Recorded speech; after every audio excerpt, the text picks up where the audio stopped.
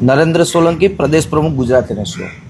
ખાસ કરીને આજની આ પ્રેસ વાર્તા બોલાવવાનો મુખ્ય ઉદ્દેશ અમારો કે જે ગુજરાત યુનિવર્સિટીના ઈસી મેમ્બર રહી ચૂકેલા મનન દાણી કે જેની ટર્મ પૂર્ણ થઈ હોવા છતાં ગુજરાત યુનિવર્સિટીના ખર્ચે તેમને દિલ્હી ફ્લાઇટમાં આવક જાવક કરવા માટે ત્યાં રહેવા જમવાની હોટલની તમામ વ્યવસ્થાઓ એ ગુજરાત યુનિવર્સિટી દ્વારા કરવામાં આવી હતી।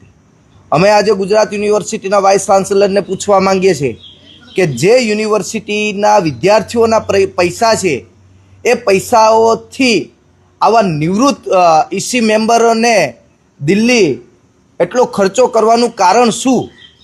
આજે યુનિવર્સિટીમાં વિદ્યાર્થીઓને તમે જોવા જાઓ તો યુનિવર્સિટીની હોસ્ટેલોમાં ખર્ચો કરવા માટે યુનિવર્સિટીના સત્તાધીશો પાસે પૈસા નથી, પણ આવા મનન દાણી જેવા લોકોને ફ્લાઇટમાં ફેરવવા માટે વાઇસ ચાન્સલર પાસે પૂરતા પૈસા હોય એવું અમને લાગી રહ્યું છે।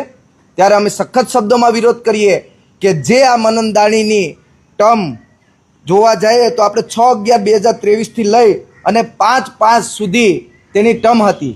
એ ટર્મ પૂર્ણ થયા પછી 27 મેના રોજ મનન દાણીને ફ્લાઇટ દ્વારા દિલ્હી સિન્ડિકેટ સભ્યો સાથે લઈ જવામાં આવ્યા હતા।